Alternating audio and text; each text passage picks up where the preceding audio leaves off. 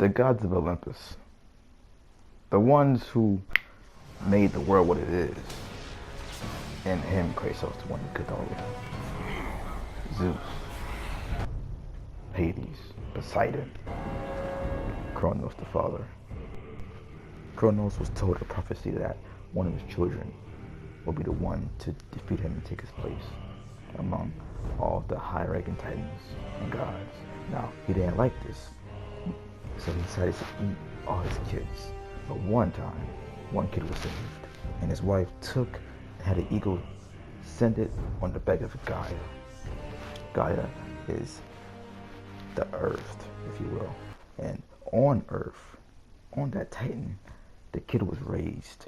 And when he got older, he was taught, he learned of what his father has done, that he has siblings and people that's just like him.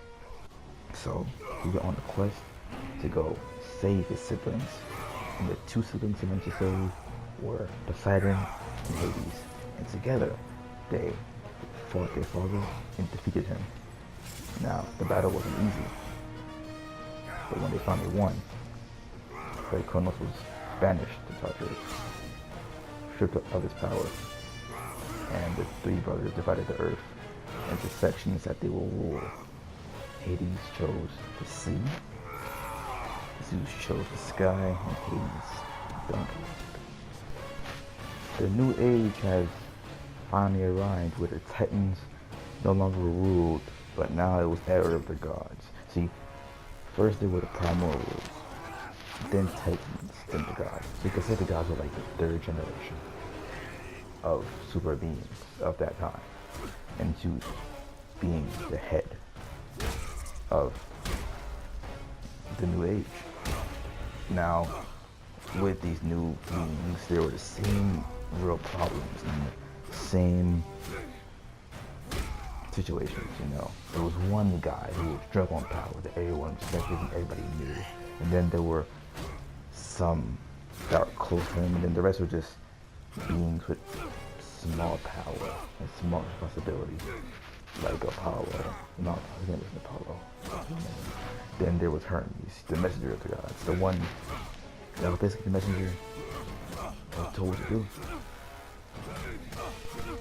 There are many stories that revolve around the gods of Olympus and the things that they did on Earth with people and how they almost got erased because someone was tired of what they were doing. Example, when Gaia made Titan with Hades, he nearly killed everybody and everything.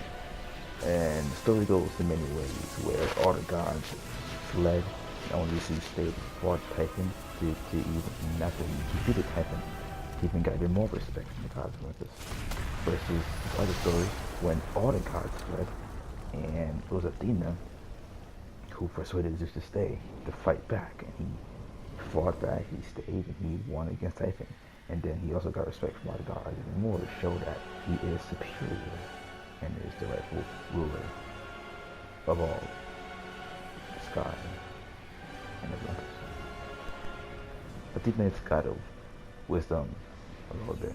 She's the one that guides all the small heroes in the mythology stories to victory and give them these small hints like Perseus and Medusa. He's the one that gave Perseus all the knowledge he needed to fight and to win the fight against Medusa, such as the shield, and tell him that her gaze could freeze, turn any man into stone, things like this, that she helped with all these heroes, you know?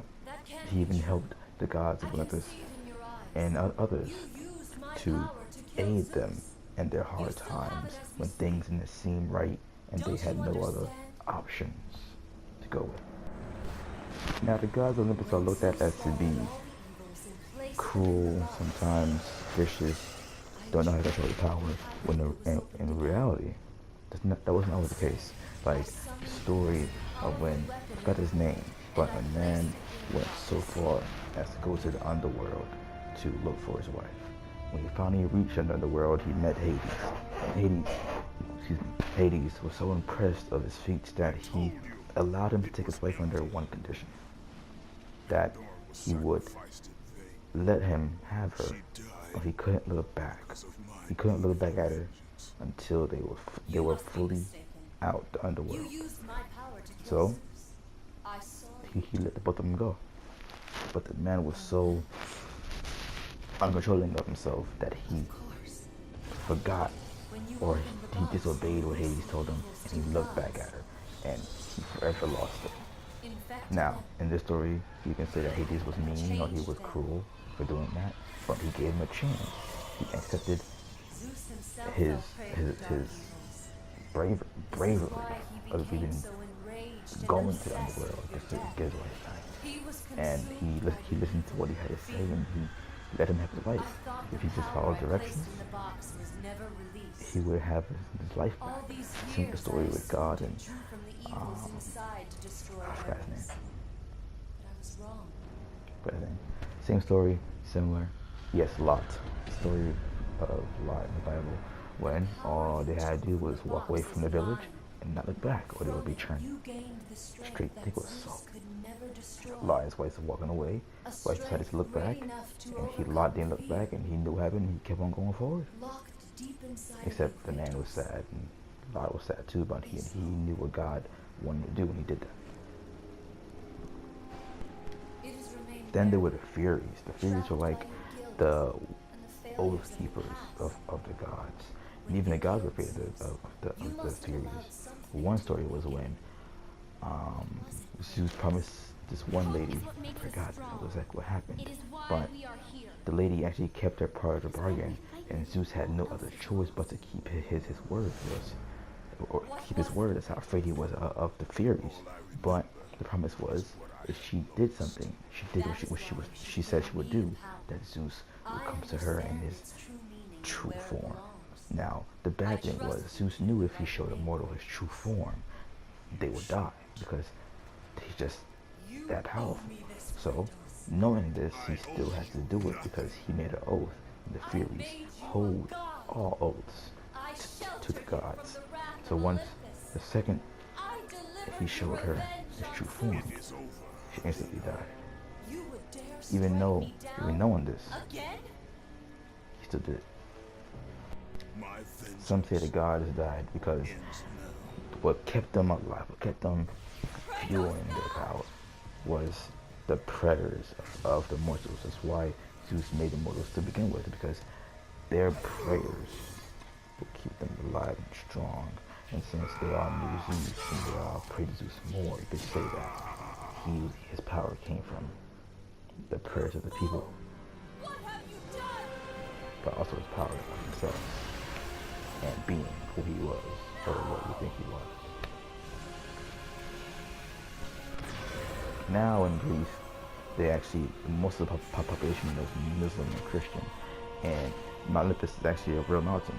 And now that they're thinking that all these gods and Mount Olympus were just ideas that they followed, and they didn't really believe in the actual physical embodiment of the gods, which I think it did, truly.